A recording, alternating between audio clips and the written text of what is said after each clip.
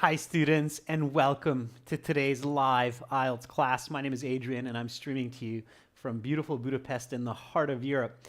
I hope everybody is having a fantastic start to their 2021 year. Looking forward to a productive and healthy year coming ahead. Hi Mahbuba. Hello Juban Preet. Dhruv. Murugesan. Samina, Marjona, very nice to see many students in the class already. We are looking at speaking part 3. We're going to practice some of these more challenging questions, and I will tell you how to get a band 9 and give you some example sentences for that.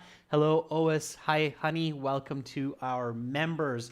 This lesson is presented to you by aehelp.com for academic IELTS success. Check us out there. And for general IELTS, visit us at IELTShelp.com on both of those websites. We have lots and lots of materials and assistance for you to improve communication and your language skills, including grammar and vocabulary. This is our academic website here at aehelp.com. You can click that big red button to join the premium package. For students in Saudi Arabia, we are a British Council IELTS registration center, so you can register through us if you're there. We are also certified British Council agents. This is our general IELTS website here with the green background.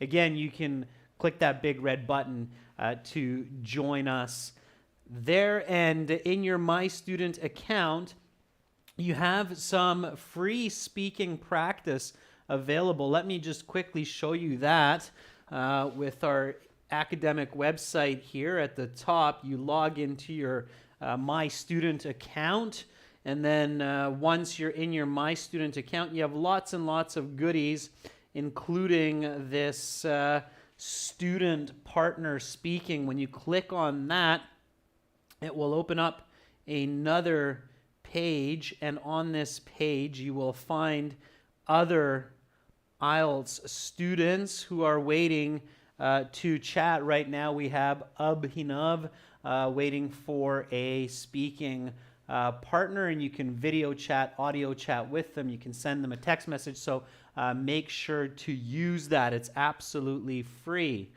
Okay? All right, everyone, and you can do that on the General IELTS website, of course, as well.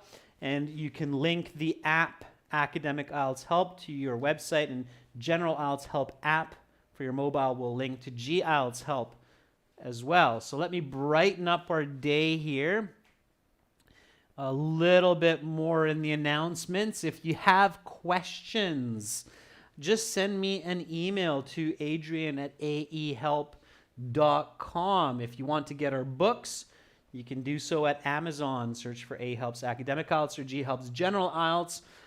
And after this class, tomorrow, Monday, and on Tuesday, there's no class. Okay, usually we do not have classes Monday and Tuesday. But then I will start with our regular schedule again on Wednesday at 15 o'clock. Central European Standard Time with speaking part 1, and then we'll have classes Wednesday to Saturday. Okay, everyone, so that's all the announcements. You can always find lots of speaking questions, task 2 essays, and our schedule on our YouTube community posts on our channel. We're always keeping that fresh, adding new posts all the time. And this is a speaking class, so make sure to speak and repeat. So copy my fluency as best as you can, my pronunciation, my intonation, my enunciation. Be loud, be confident when you're speaking. That's a really important part of IELTS, okay? Confidence. How can you be confident in IELTS? Lots of practice. Imagine that the examiner is your grandma or your grandpa. You feel comfortable with them. Speak in full sentences. Okay, let's get into a few questions right away. and then we'll talk strategy. So here, the IELTS examiner, you've finished your part 1, your part 2. You're about 7 minutes into your IELTS speaking interview. You just finished the long part, the cue card. The examiner says that's the end of part 2. Now we will continue with part 3. For part 3, I will ask you some more questions related to the topic of part 2. Let's talk about trade and commerce. So as soon as you hear trade and commerce, you should have a few ideas in mind. For me,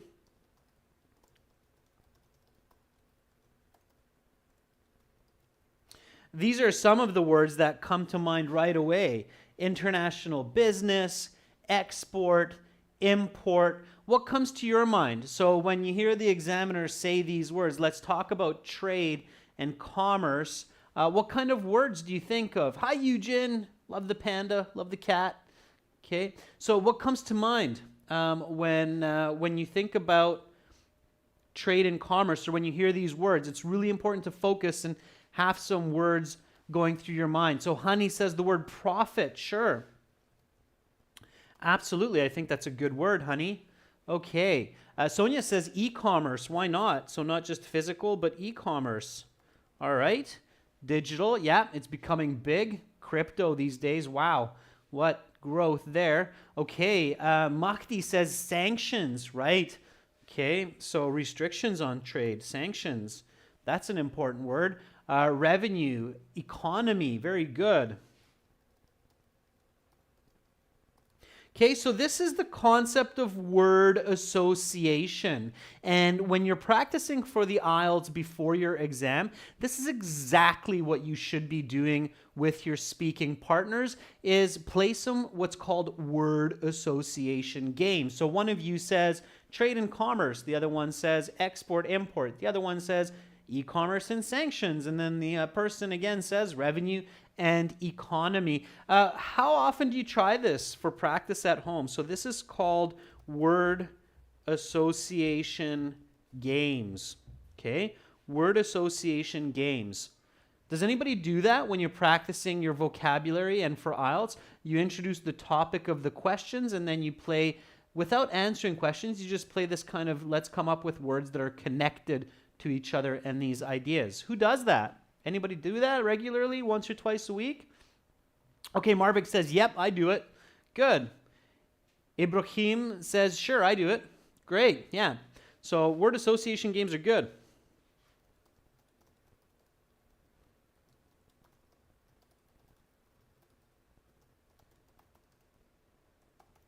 Okay, so they're good to develop your quick thinking and lexical resource. All right, so do it. All right, great practice. Okay, so let's get into it. That was strategy right there. Okay, so the examiner says, let's talk about trade and commerce. And then they ask you the first question. Why is it important for countries to trade goods and services with each other? Okay, give me a nice full sentence answer. Pay attention to the detail. Important for countries. So why is it important for countries to trade goods and services with each other? Visualize. Okay? Let's see what you come up with. All right, Ois says, trade is necessary for countries to find markets and export their goods and access products to achieve economic profits. Okay, Ois, I had to do quite a bit of adjusting to make that grammatically clear and coherent. Okay. Roshni says, well, in the era of globalization, the exchange of goods is imperative as it helps to boost economy for a country as well as the quality of life. Okay, and then I see that you're coming up with an example there, Roshni. Let me try to find the second half of it. Like, India buys, okay, some sort of product, I'm guessing. Like India buys rice from China, and this helps to increase China's global revenue. Absolutely, Roshni, that's great. Okay, all right, Kevin Bowie. says trading commodities and amenities among nations is essential because it allows them to export products that are abundant in their domestic markets while importing materials that they lack. In this way, each nation is supplied with the resources key to vigorous development, and this can enhance the quality of their products and services sent to other nations. Yeah, therefore improving global development in general, right, Kevin? Very good. Okay, that's a beautiful answer, Kevin. I'm always very impressed by your use of vocabulary, and not only your vocabulary, Kevin, but very intelligent answers. Okay, they make a lot of sense. Says, I think it's vital as it enhances people's overall quality of life. What I mean is by purchasing commodities overseas, people can own items that are not available in their local homes or in their from their domestic manufacturers, right? So this is where domestic and international, these words come to mind.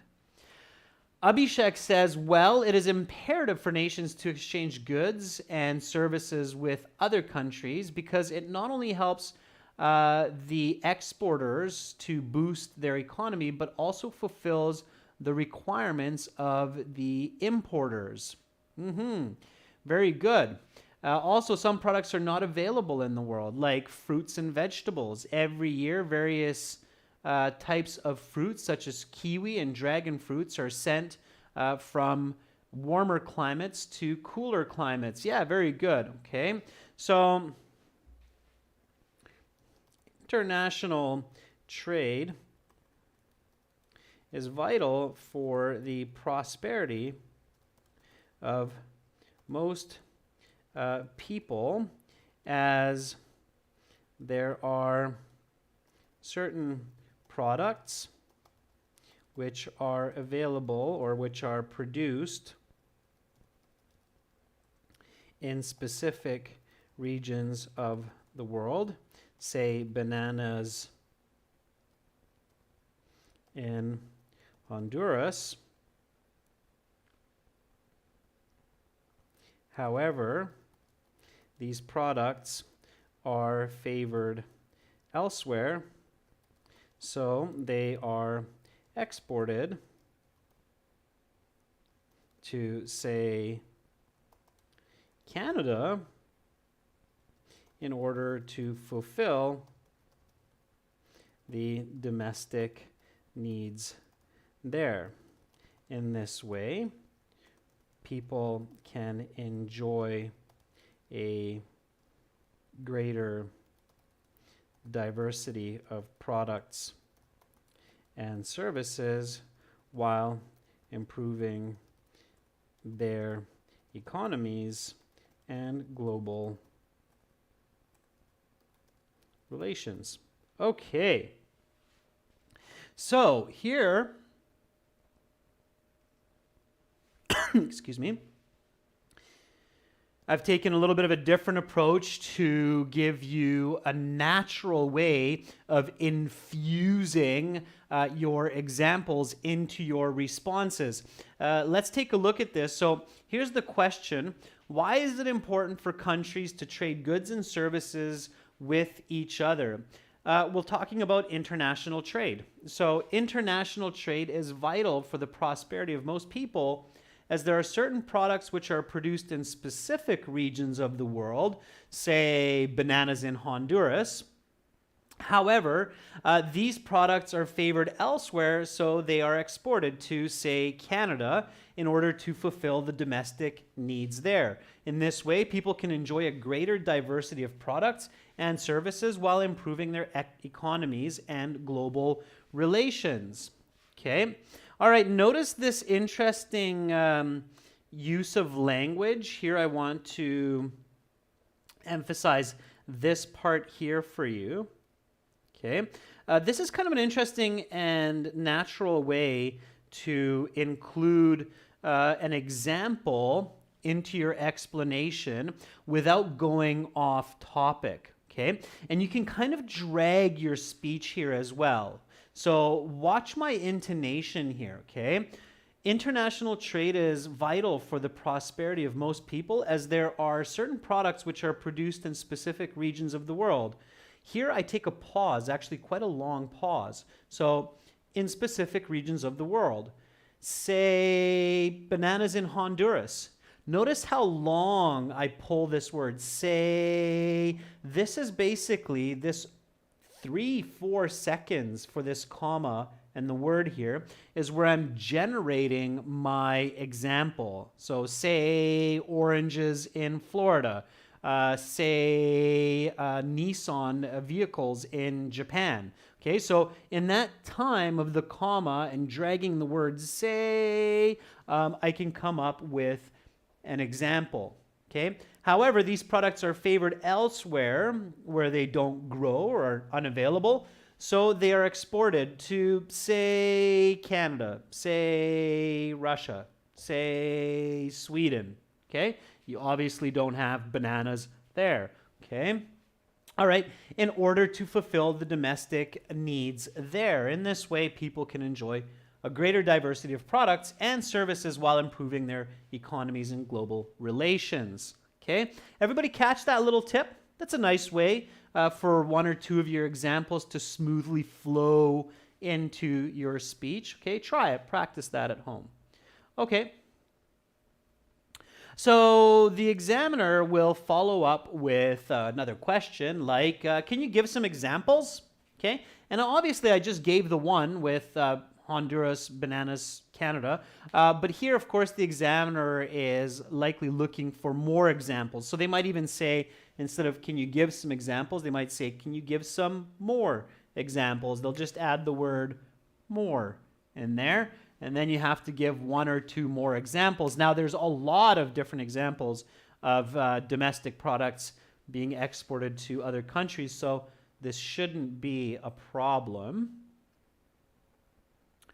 Okay, so give me some more examples of the import and export of goods from a domestic producer to somewhere where that product is needed. All right, Dhruv 012 says, yes, just like India imports some railway technology from Japan, such as the bullet train, which helps citizens to save time and increase GDP. Okay, very good, Dhruv. That's one example. Give me one more. Okay, so that's great. Give me one more example. Okay. Agape says, for example, my country of Ethiopia imports goods which are not available here, like smartphones, PCs, clothes, from China and elsewhere. Agape, good. Don't say and so on. Okay, students, don't use so on or etc in your writing or in your speaking on IELTS, simply because it has no value. Okay, so keep this in mind. That okay, so do not use and so on or etc, meaning etc. Just give me a second. I'll get you back on camera here in just one moment. There's my lovely daughter with her smiley face back in 2016. It's a little bit bigger now, but still super cute. Okay. So, yeah, don't use and so on or etc. Simply because it has no value for your reader or for your listener. In fact, it's just confusing, okay? So do not use and so on or etc. In your writing or speaking on IELTS, as it has no value, okay? Also, do not use the words thing or stuff, as these have no value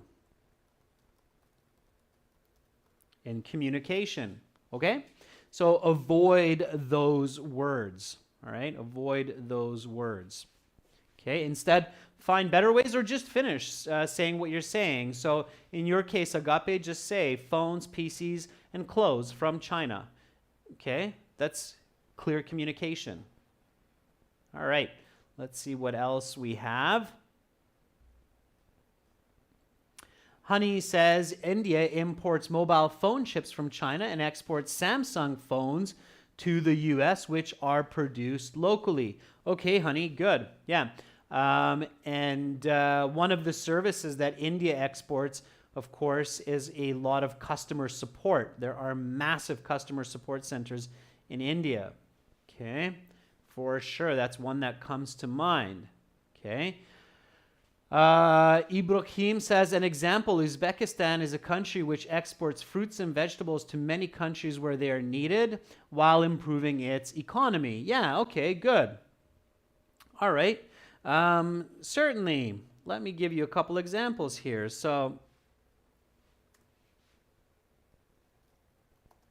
certainly, a couple of other cases that come to mind are India's exports of customer service for large international corporations like banks because of the low wages and widespread use of English. Or Uzbekistan's export of cotton around the world for manufacturing fabrics. Okay. So, can you give some more examples? Certainly. Okay, again, this is speaking, so make sure you're speaking and repeating. Don't just listen, okay? But speak and repeat. So, can you give some more examples? Certainly. A couple of other cases that come to mind are India's export of customer service for large international corporations like banks because of the low wages and widespread use of English, or Uzbekistan's export of cotton around the world for manufacturing fabrics. Okay? All right.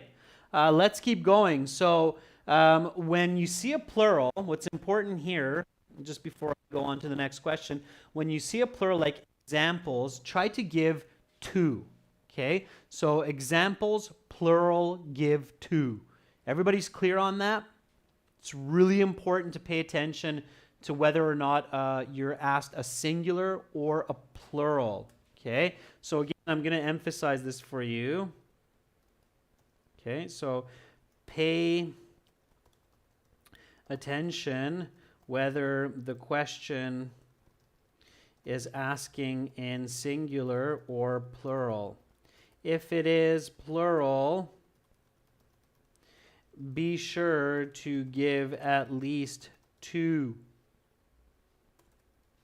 items, okay, to your answer. It's really important, okay? Rashika says yes. Saren says got it, okay? They're paying attention to that, all right? Okay. So let's keep going. Here we go. Next question. Let me erase this more here. Okay. What are the advantages and disadvantages of importing products from other countries that are also available locally?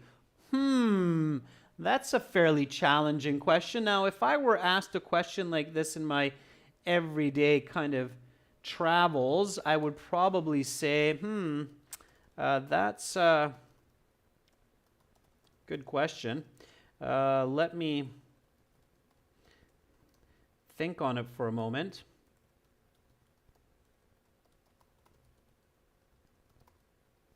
Okay. So that's how I would start that one. All right. That's a good question. Let me think on it for a moment. I definitely buy a little bit of time to think about it. Actually think about it. Okay. All right. Guzal Abdalimova says, I do believe that it has more advantages as importing goods from other countries can spark an interest in manufacturers to produce high quality products in order to sell them due to strong competition. Okay, Guzal, you're definitely on to the right idea. So the advantages, disadvantages, one of the advantages is that it creates more competition, thereby improving the quality of domestic products. Okay, what are the disadvantages? You need to include that also, Guzal. Okay, you're missing that part of your answer. You're including the advantage and what you think, but not the disadvantage. This question asks you for both. What are the advantages and disadvantages? Okay. An says, I think the advantages are some points that I said about people's fulfillments and profits, but concerning the other side of the coin, trading may result in crimes of illegal products like cocaine, okay? Contraband, they're called contraband products. Yes, and that's called smuggling. Careful, I think you have an interesting idea there, but you're getting yourself into a tricky situation with unique vocabulary, so black market trade and so on. You have to know the vocabulary. You don't need to go into that difficult direction.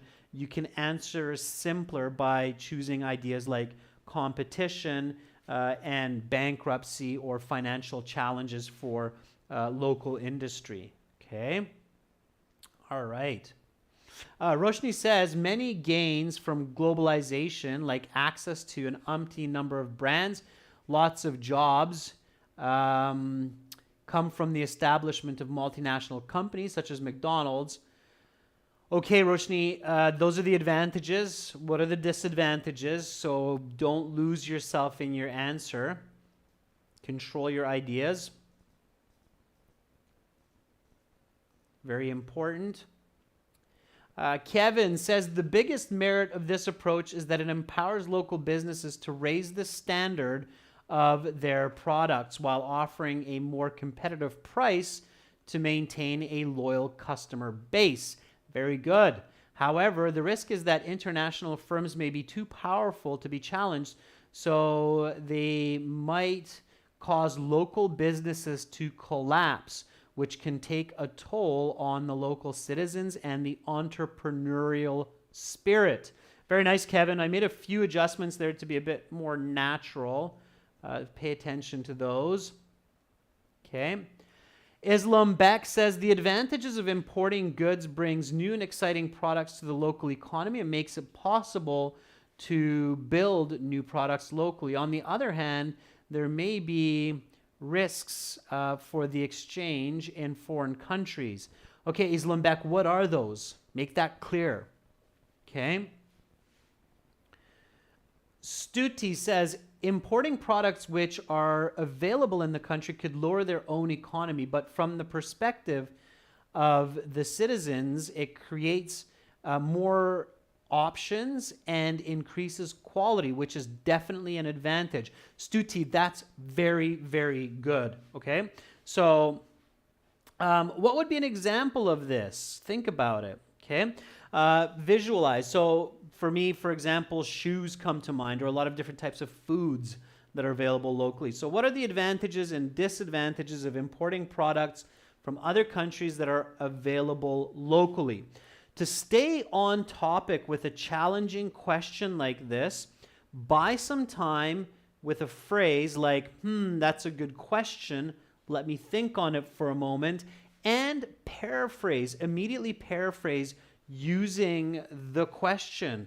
Okay, so the benefits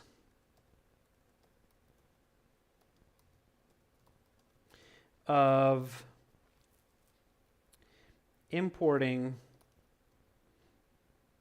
products that are also made domestically is that this leads to greater competition, therefore lower prices and better quality for consumers. Okay, So here I have the advantages, and I'm thinking of paraphrasing like domestically. If I don't know the word domestically, I can say in their home country, so I can describe it, right? Sometimes students think, oh yeah, sure, Adrian, you can say that because you have the vocabulary, but it's not really true. You can use other simpler vocabulary to express the same idea. It's more the idea that's important here, okay? And of course, I'm able to think of my explanation like competition leading to lower prices and better quality for the consumer because I'm buying some time at the beginning. Okay, and now before I go on, I want to include a quick example. Okay, so such as quality running shoes for under $20. However,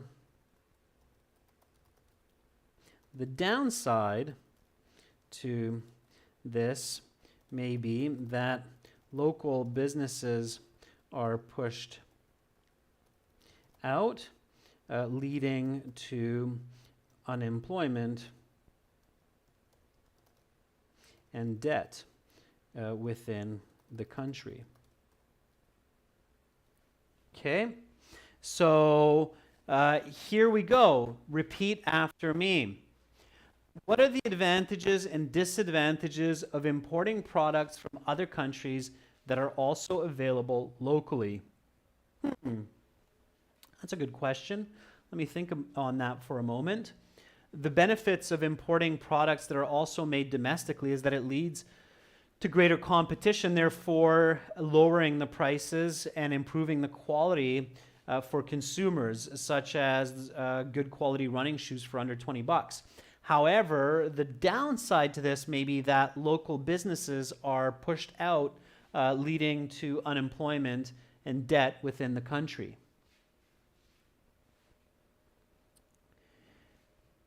All right. If trading among nations were to suddenly stop, how would this affect people's lives? And is this good or bad? Give me a nice full sentence answer for this one. Obviously, it's a conditional. Pay attention to the condition. Okay? So, one more time.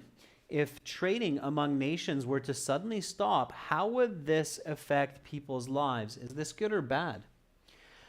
Ferdov says if international trade were banned, it would create devastating consequences, as nowadays most countries built their economies on international commerce, and many businesses would just simply stop manufacturing goods and services. Okay, Ferdov's nice answer. I made a few corrections there. Un says, if that were to happen, I would imagine the world would be rigid and poor.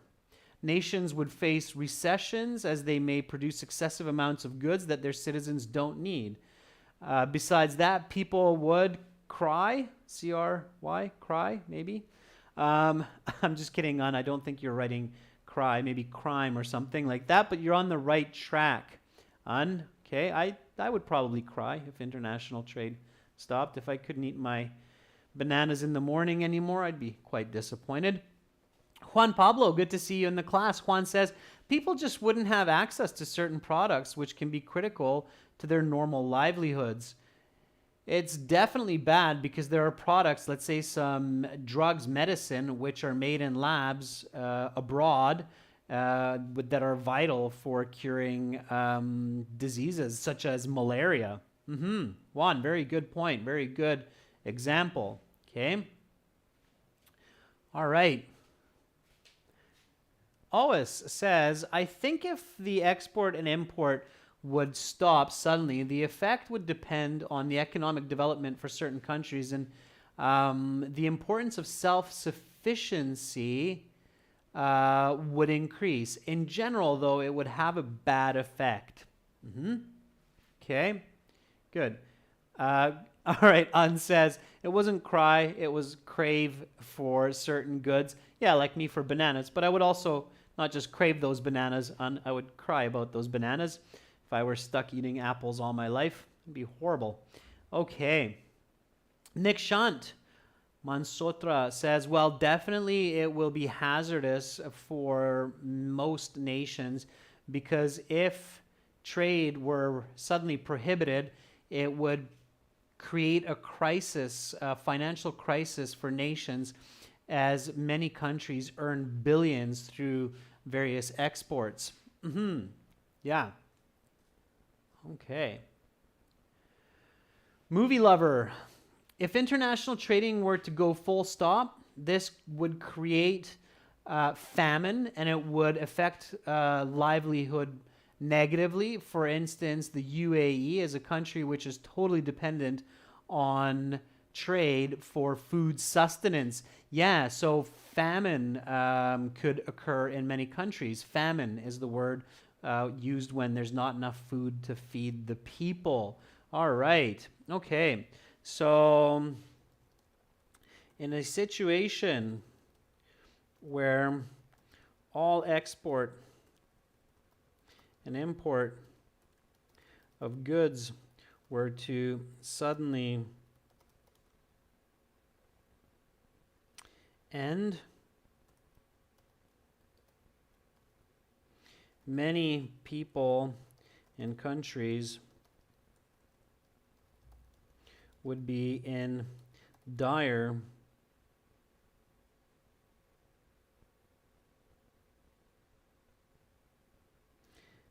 circumstance, not only financially, but also physically, as many nations like the UAE depend on trade for food sustenance. Without this, there would be famine. Okay, so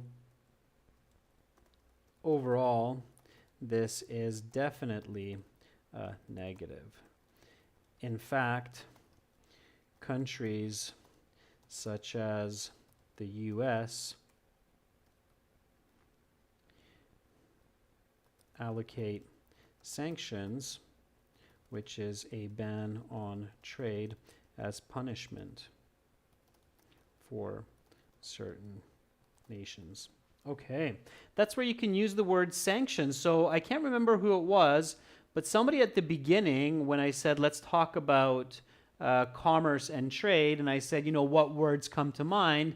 One student said the word sanctions comes to mind. So sanctions works well here, okay? So here we go. Repeat after me.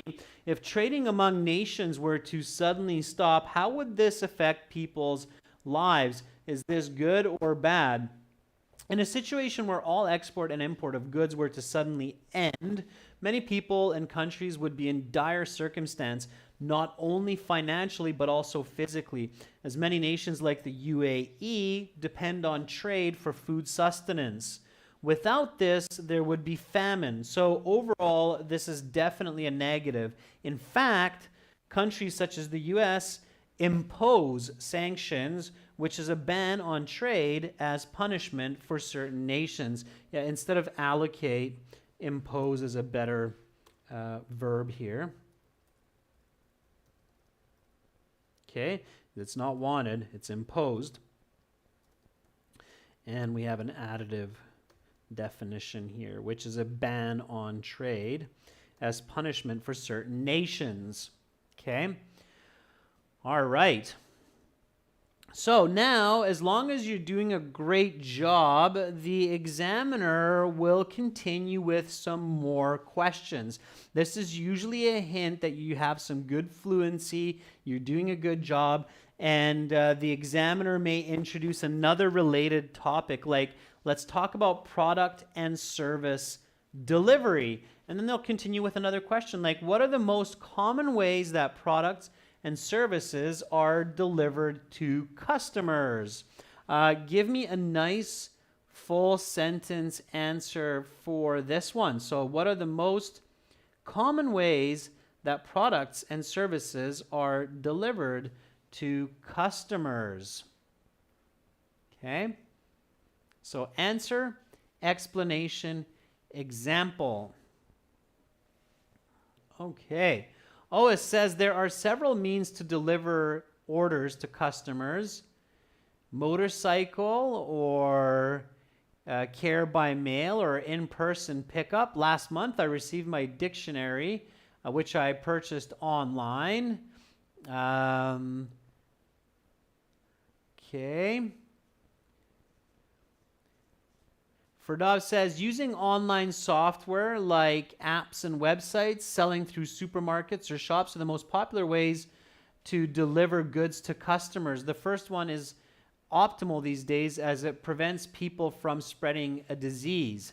Yeah, Hadis, I will definitely check out your email, okay? If you've sent it to me, you will get a response. All right, Stuti says, this is not a hide that technology is very developed nowadays and online sales is increasing day by day. People also like this in their busy schedules. Okay, Stuti, not bad, but you're kind of going off topic. So again, what are the common ways? Common ways is the plural here. So you need to mention at least 2 to 3 different ways that products are delivered to consumers. Okay. Juan Pablo says the most common way for products is by mail, which is convenient because people can buy online and just wait for the product. When it comes to services, lots of them switch online. Okay. Again, give a couple of examples, all right? That's why I said before, pay attention to those plurals. Davron says, this leads to inflation. Okay, Davron, I think you're still answering the previous one. Okay. Nisar says, I got 8, 7, 5, 7, and 6 by watching your videos for 1 week. Big thanks. Nisar, big welcome. Good job on getting those scores. Your average is 7.5, which is great. That's fantastic. Send me an email. I'd love to get your testimonial. Thank you for coming back and sharing your score. Fantastic. Congrats. Okay, Nick Hill says both products and services are delivered to the customer, not only through online platforms, but also through retail stores. Due to the advancements of technology, it has become much easier to deliver products. Okay, good. So the most common or the most frequent method of product delivery nowadays is either by mail, courier service, or through retail outlets. A lot of customers purchase products online, which are shipped by plane, train, and automobile, and eventually placed at the doorstep of the client. In addition, people, of course, can still go to traditional brick and mortar shops to procure their needs. All right, so here is some vocabulary and fluency and grammar practice for you. Just repeat after me. What are the most common ways that products and services are delivered to customers? The most frequent method of product delivery nowadays is either by mail, courier service, or through retail outlets. A lot of customers purchase products online, which are shipped by plane, train, and automobile, and eventually placed at the doorstep of the client. In addition, people, of course, can still go to traditional brick and mortar shops to procure their needs. Now, that's arguable. Maybe more people still go to shops. But anyway, IELTS isn't searching for the truth. They're searching for good answers. And here I've included the method of delivery, both the physical and non-physical, so plane, trains, and automobiles.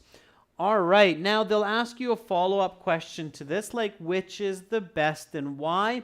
And then if you're doing a really good job and you still have a couple of minutes, they might ask you a couple more questions related to this topic. But for now, I'm going to stop there. You can practice these last three questions or last few questions in partners with each other. Again, you can do that on our website. So this is our academic website here at aehelp.com, and you have student partner speaking practice there, and you have the same at our general IELTS website as well at gieltshelp.com.